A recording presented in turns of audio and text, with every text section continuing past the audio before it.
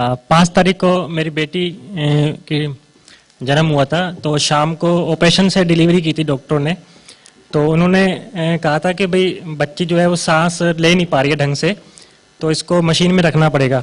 तो ऐसा कह के वो मशीन में लेके गए और उसके बाद 24 घंटे के लिए बोला कि मशीन में रखना पड़ेगा उसको। तो मुझे तो मालूम था कि इस तरीके से कि गलत है, वो ऑक्सीजन वगैरह दे रहे हैं। तो उसके बाद दिन में हमने जोर जबरदस्ती करके उसको डिस्चार्ज करवा लिया। लेकिन फैमिली को फिर थोड़ा सा वहम हो गया कि भाई सांस ढंग से ले नहीं पा रही है। तो ऐसा करके फिर वो डॉक्टरों ने दिखाया, तो फिर वो वापस मशीन में लेके गए। तो ऐसे 2 दिन उन्होंने रखा और उसके बाद वो बोले कि भाई इसको वेंटिलेटर पे रखना पड़ेगा, क्योंकि जो है वो क्रिटिकल हो गया प्रॉब्लम ज़्यादा। तो ऐसा कह के उन्होंने बोला सेठी हॉस्पिटल में, आप अलवर के बड़ा हॉस्पिटल है, वहाँ पे वेंटिलेटर की सुविधा है, तो वहाँ पे लेके जाइए। तो फिर तुरंत रात को इमरजेंसी बोल के वो वहाँ पे शिफ्ट करे। और सेठी हॉस्पिटल में उन्होंने पूरा लिखवा लिया हमसे कि भी वेंटिलेटर पे रखना पड़ेगा और हमारी कोई जिम्मेदारी नहीं है, आप अपने जिम्मेदारी पे बच्ची को यहाँ पे शिफ्ट कर रहे हैं, वो सारी चीज़ें कर रहे हैं। तो मुझे घबराहट होने लगी कि भी ये ऐसा कैसे कर रहे हैं, वेंटिलेटर का सर से सुना था हमने।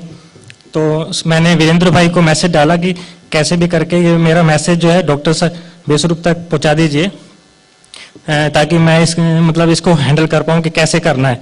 तो शाम को अगले दिन 5 बजे सर का फ़ोन आया मेरे पास और उन्होंने कहा कि इमीडिएटली उसको डिस्चार्ज करवाइए। फिर हमने डॉक्टर को बोला कि हमें इस तरीके से डिस्चार्ज करना है। तो डॉक्टर बोले कि वेंटिलेटर पे बच्चा है, ऑक्सीजन लग रही है, आप कैसे लेके जाएंगे। तो भी सर ने सपोर्ट किया हमको और फिर हमने उसको वहाँ से डिस्चार्ज किया। और जैसा सर ने कहा कि भाई बेटी को दूध के साथ लगवा देना माँ के और टच में रखना ताकि कोई दिक्कत नहीं आएगी, और वैसा ही हमने किया। और अब बेटी बिल्कुल ठीक है। लेकिन डॉक्टरों ने ऐसा बोला कि निमोनिया है, पीलिया है और कैल्शियम की कमी है, मिर्गी के दौरे आ रहे हैं, वेंटिलेटर पे है। तो हम बहुत डर गए थे कि कैसे होगा। लेकिन सर ने सपोर्ट किया और हमने वहाँ से बेटी को डिस्चार्ज करवाया और अब बेटी बिल्कुल ठीक है, कोई दिक्कत नहीं है उसको। और इस तरीके से वो डॉक्टरों ने पूरा हमें डराया। अगर सर साथ ना देते तो पता ही नहीं क्या वो बेटी के साथ वो करते। तो इस तरीके से हॉस्पिटल में बहुत ही गलत तरीके से लूट वगैरह चल रही है। इसकी मशीनों में रखते हैं बेवजह, कोई मतलब नहीं था। पहले ही खुद ही सही बेटी को सही बच्चे को क्रिटिकल केस पे लेके जाते हैं और फिर जबरदस्ती वो पैसा वगैरह लूटते हैं और ऐसा करते हैं। तो सर को मैं थैंक्स भी कहना चाहता हूँ कि उन्होंने बेटी को बचाया। इसके लिए थोड़ा सर गिफ्ट भी मैं लेके आया हूँ आपके लिए।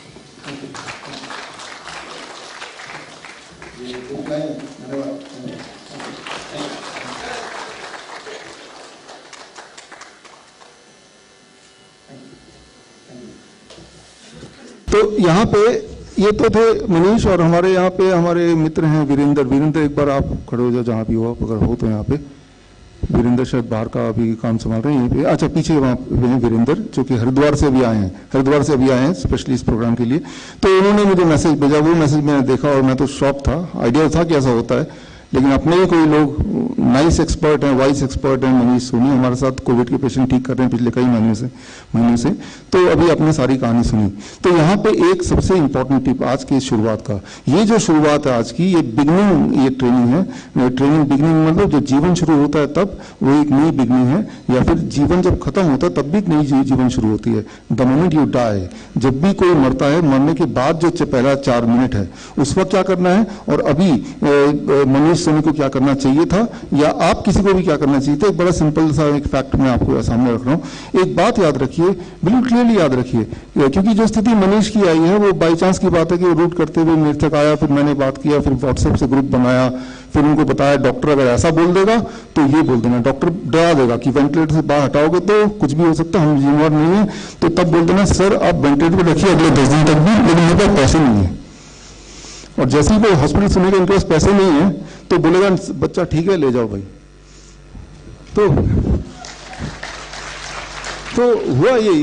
तो मैंने कहा छुटकारे का ये एक टिप है कि आप बोल दो आप बिल्कुल ठीक कर रहे हो, लेकिन मेरे पैसे नहीं है, उधार के मैं सोच रहा था दे देगा, वो उधार वाला गायब हो गया।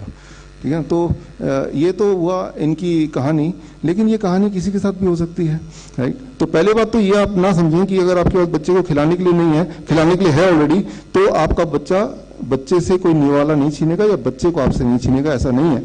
आपको अपना ही, ये जो मैं तो बोलता हूँ ये रामगढ़ है, रामगढ़ में कभी भी गब्बर आ सकता है किसी भी रूप में। आपको खुद ही अपनी सुरक्षा करनी पड़ेगी। जो लोग सुरक्षा के लिए रखे गए हैं वो सुरक्षा दिखते हैं लेकिन सुरक्षा करते हुए नजर नहीं आते, क्योंकि मैं सिर्फ एक फैक्ट बता रहा हूँ, ये बहुत ही क्लियर फैक्ट है। जब भी कोई बच्चा पैदा होता है, याद रखिए, जब भी कोई बच्चा पैदा होता है तो उसकी मेडिसिन, उसका अमृत, उसका खाना वो साथ में लेके आता है, वो है माँ का दूध, राइट। तो अगर कोई भी डॉक्टर किसी वजह से बच्चे को माँ से अलग करता है तो that is a crime, right, जैसे इस केस में हुआ। अगर बच्चा ठीक नहीं है, ठीक होगा या नहीं होगा, दो ही चीज हो सकते हैं। अगर ठीक नहीं, कमजोर नहीं, फिर तो और जरूरी है पैदा होते ही बच्चे को इमीडिएटली मेडिसिन की जरूरत है, और दैट मेडिसिन इज माँ का दूध, इमीडिएटली जरूरत है, राइट। और अगर बच्चा पैदा कर पा रही माँ तो वो दूध भी पैदा कर पाएगी ही पाएगी। ऐसा कोई साइंस नहीं कि बच्चा तो पैदा हो गया अब दूध नहीं बन रहा, तो दैट इज नॉट वो तभी हो सकता है जब वो हार्मोनल पिल्स बच्चे के पैदा होते उससे पहले माँ को दिया जाए। अगर वो सब नहीं दिया जाएगा तो जितनी दूध बच्चे को चाहिए उतना दूध माँ को बनेगा। तो that is one important thing. और सांस लेने की दिक्कत है, ऐसे हो सकता है कई बार, राइट। ऐसे में दुनिया का सबसे बेस्ट वेंटिलेटर उतने छोटे बच्चे के लिए है माँ की गोद, राइट। माँ को चिपका के ही रखना है, और बस यही दो फॉर्मूले हैं, और थोड़ा बहुत धूप और हवा, ये तीन ही फॉर्मूले हैं। इसके अलावा अगर कोई भी डॉक्टर आपको बोलता है कि ऑक्सीजन पे लगाना है, देखिए ऑक्सीजन हमारे बॉडी को नहीं जरूरत है, हमारे बॉडी को जरूरत है एयर की। एयर, इसके बारे में आगे मैं बताऊंगा, एविडेंस भी दिखाऊंगा आपको। Body needs air, body don't need oxygen, right. आपने देखा होगा कोई भी क्रिटिकल पेशेंट या so called critical patient hospital पहुंचता है, सबसे पहले क्या करते हैं, मुंह में ऑक्सीजन लगा देते हैं। भाई आप एक बात समझो कि हमारा जो बॉडी बनी है वो ऑक्सीजन के लिए नहीं बनी है, दैट इज फॉर एयर। हवा गया ना, ऑक्सीजन थोड़ा गया, उसमें oxygen is small part of it, 20-21% है, बाकी और एलिमेंट्स हैं, वो भी जरूरत है तभी बॉडी के अंदर गया, राइट। आपका जो स्कूटर है वो पेट्रोल से चलता है, लेकिन अगर मैं बोलूं इसमें जेट फ्यूल डाल दो, जेट फ्यूल जो हवाई जहाज वाला वो बहुत ज्यादा महंगा है, तो क्या वो पेट्रोल ज्यादा अच्छा चलेगा? वो नहीं चलेगा, क्योंकि आपका जो स्कूटर है it is design for petrol. तो पेट्रोल के अलावा कोई भी फ्यूल, चाहे वो कितना महंगा कितना प्योर क्यों ना हो, वो नहीं चलने वाला, राइट। सो सिमिलरली अगर कोई आपको किसी भी कंडीशन में, फॉर एनी कंडीशन, अगर वो ऑक्सीजन मास्क लगाता है, तो एविडेंस बेस्ड दो तरह की चीजें हैं कि ज्यादातर लोग क्या कर रहे हैं, ज्यादातर हॉस्पिटल क्या कर रहे हैं, प्रचलन में क्या है, ये दूसरा सबूत क्या कहता है। अब आप किस चीज को मानेंगे, प्रचलन में क्या है वो मानेंगे या सबूत क्या कहता है अभी तक का एविडेंस क्या मानेंगे? तो मैं अभी सबूत की बात कर रहा हूं, प्रचलन में क्या चल रहा है वो तो आप देख ही रहे हैं। सबूत ये है कि ऑक्सीजन से अगर आप लगाएंगे तो उसमें निमोनिया होने के चांसेस बढ़ जाएंगे, उसमें ब्रीदिंग की प्रॉब्लम परमानेंट और हो जाएगी। तो किसी भी कंडीशन में ये ऑक्सीजन का जो थेरेपी जिसे बोलते हैं, ये इसकी जरूरत नहीं है, ज्यादातर ये नुकसानदेह है, पहली बात।